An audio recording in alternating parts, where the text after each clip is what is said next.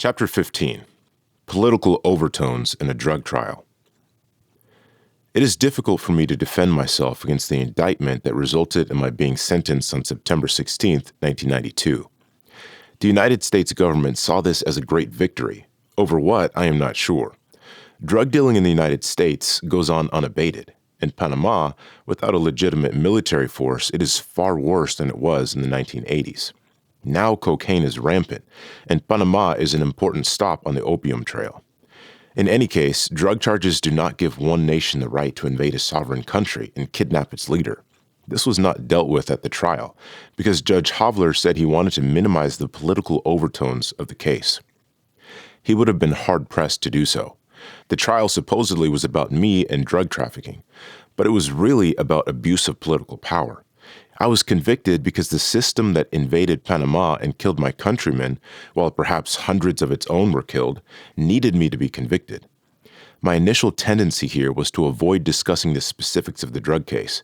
I was not involved in any such activities and have few means available to me to disprove a fabrication of the magnitude I faced. But I have considerable insight as to what the United States was up to in its drug conviction, and I wish to set the record straight. First of all, Panama, as I have written, was serious in its commitment to halting drug trafficking. The charge in the United States that Panama looked the other way for drug kingpins doesn't match with the evidence. Our chief drug investigators during the period in question, Captains Jorge Latinez and Luis Kiel, were widely respected by their American counterparts for their skill and professionalism.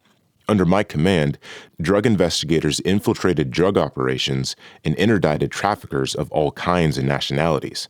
U.S. prosecutors at the drug trial argued cynically that our government was involved in drugs because we didn't catch the main drug dealers. Yet, by those standards, Colin Powell, George Bush, and every U.S. administration since the 1970s should also be indicted, since Pablo Escobar, Jorge Ochoa, and their smuggling ally Gustavo Gaviria all lived in the United States. They said we were a small country, unlike the United States, which was true. But we also had limited resources, and within our limited resources, we did an extensive job in slowing down the multi-billion-dollar drug trade when it tried to move through our country.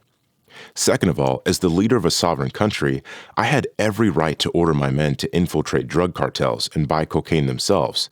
The DEA does it every day, and they did it in Panama. Should the DEA be charged with a crime for buying cocaine to develop drug cases? Should I have charged DEA agents with a crime for doing that in my country? Whose laws was I required to protect? And who should decide how those laws are applied? The situation in the so-called U.S. drug wars remains the same. The United States is still the greatest consumer of cocaine and heroin on the planet, but continues to pressure other, far less economically powerful countries to do what it cannot do. If the United States cannot stem the demand for cocaine, how can a relatively poor country stop the supply? The governments of Bolivia, Colombia, Mexico, and Peru, to name a few. Panama has never been a significant factor in the narcotics trade. We'll never be able to fight the economic power of the drug dealers.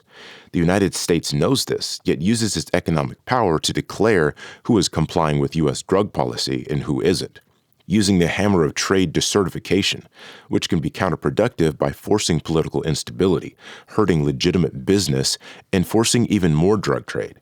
By all standards, the United States should decertify itself. It has done nothing significant to stop the drug trade.